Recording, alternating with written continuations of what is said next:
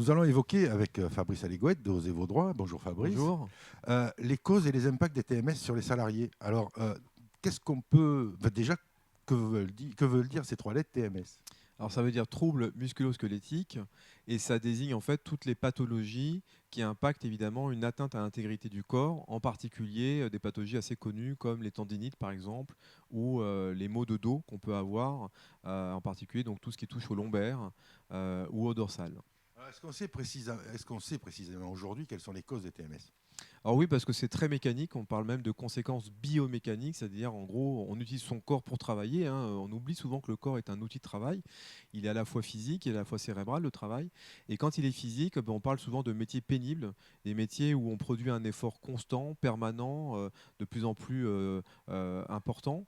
En fonction de son âge d'ailleurs, l'effort peut être même démultiplié. On a aussi, et on l'a aujourd'hui avec le recul, la connaissance des gestes répétitifs et des impacts de ceux qui effectuent le même geste de façon chronique. On a également l'environnement agressif. Je pense notamment à des gens qui travaillent dans des milieux hyperbares, dans des milieux très bruyants, des milieux qui sont donc un peu hostiles. Et puis on a également la charge de travail qui souvent fait travailler les gens dans de mauvaises positions, mauvaises prédispositions. En fait, on a comme objectif de finir vite et donc souvent on se fait mal en essayant de faire vite. Alors, quelles sont les atteintes reconnues comme étant des troubles musculo-squelettiques?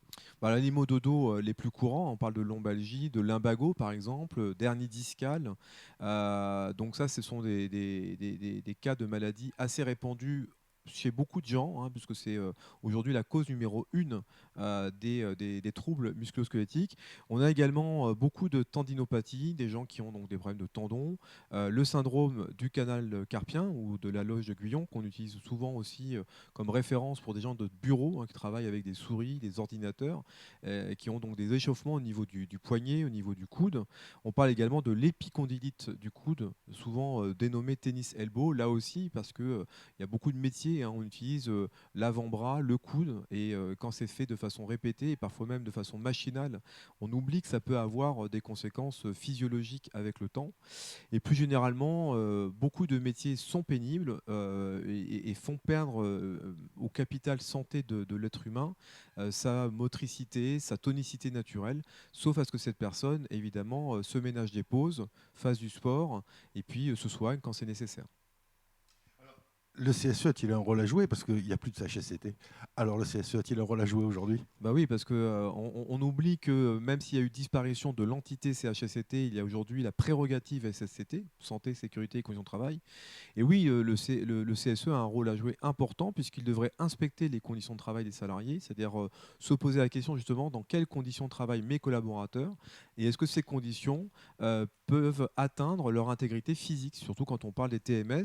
Est-ce que ça peut avoir des conséquences fâcheuses sur le long cours? Parce qu'on parle souvent de long cours, hein, pour les TMS, ce n'est pas quelque chose qui apparaît subitement, ce n'est pas un accident mécanique immédiat, c'est quelque chose qui se déclare sur le temps. Et donc, c'est important de se poser la question, est-ce qu'au long cours, ces personnes qui travaillent dans ces conditions risquent d'être pénalisées? Donc, on peut résumer votre propos en disant aux élus de CSE, on ne se plaint pas que le CHSCT a disparu, on se rappelle juste que ses compétences ont été données au CSE. Exactement. Exactement. Et donc, on Et se puis parfois forme. même à des commissions, hein, dans les entreprises de Alors, plus de 300 dans salariés. dans les entreprises de plus de 300. Mais donc, on se forme à la santé, sécurité, conditions de Oui. travail quand on est élu au CSE. Oui, et c'est une formation obligatoire qui est d'ailleurs ouverte à tous les membres élus, contrairement à ce que parfois on entend où seuls les titulaires seraient éligibles. Non, non, tous les membres élus sont éligibles, qu'ils soient titulaires, suppléants, membres d'une commission, référents harcèlement sexuel, référents Covid par exemple. Toutes les questions de santé et sécurité devraient être de toute façon des préoccupations de tous les salariés, y compris des managers. Donc tout le monde doit se former, comprendre ce que sont les TMS, comprendre ce que sont les maladies professionnelles et les nuisances pour la vie et la carrière professionnelle des salariés. On va espérer qu'avec les heures de délégation qui vous restent, vous allez pouvoir aussi vous former à la CCCT ou à la santé, sécurité, conditions de travail si vous n'avez pas, pas de commission. Mais les prérogatives de santé, sécurité, conditions de travail, elles vous incombent. Aujourd'hui, il n'y a plus d'instances dédiées et on ne laisse pas faire les autres à sa place. La santé au travail des salariés, c'est l'affaire de tous. Exactement. Surtout que les élus, ils ont les moyens hein, d'influer un petit peu sur ce qui se passe dans l'entreprise en expliquant aux employeurs qu'il faut changer parfois les méthodes de production, qu'il faut changer les équipements. On peut prévenir des risques professionnels, alors à la fois en faisant les inspections, mais aussi en étant accompagné, par exemple, du médecin du travail, d'un préventeur de la CRAMIF ou de la CARSAT, pourquoi pas de l'inspecteur du travail. Et on peut chercher ou rechercher les façons de procéder pour demain qui permettront d'alléger les contraintes physiques dans les métiers que chacun aura à honorer, limiter également la charge de travail, peut-être aménager plus de pauses. On sait aujourd'hui pour un certain nombre de collaborateurs et de membres élus ce qu'il faudrait faire pour limiter la casse. Le problème, c'est est-ce qu'on en a toujours la volonté? Oui, c'est ça. On sait aujourd'hui, par exemple, limiter les maux de coude chez les hôtesses de caisse. Donc, on a la formule pour. Mais est-ce que tout est mis en place dans un supermarché pour que les hôtesses de caisse, au bout de quelques années, ne souffrent pas du bras qu'elles utilisent le plus? Non, je vois beaucoup d'endroits où rien n'est mis en place. Et c'est quand même un peu dommage parce qu'aujourd'hui, on a tous les outils. Alors, la réalité, c'est que, quels que soient les sujets qu'on traite d'ailleurs au sein du CSE et au sein de l'entreprise, il y a deux choses qui cohabitent. Il y a la volonté et il y a la détermination par le fait qu'on va mettre en place des actions. Des actions généralement qui nécessitent des financements. Et très souvent, on a envie d'en discuter de ces sujets. De là à trouver des solutions réelles, c'est un autre monde parce que bah, souvent, ça appelle quand même à des financements. Les employeurs ne sont pas toujours enclins à changer les équipements, à former les collaborateurs, à mettre en place des équipements de protection individuelle de nouvelles technologies, et donc à accompagner finalement le mieux-être pour lutter contre le mal-être au travail.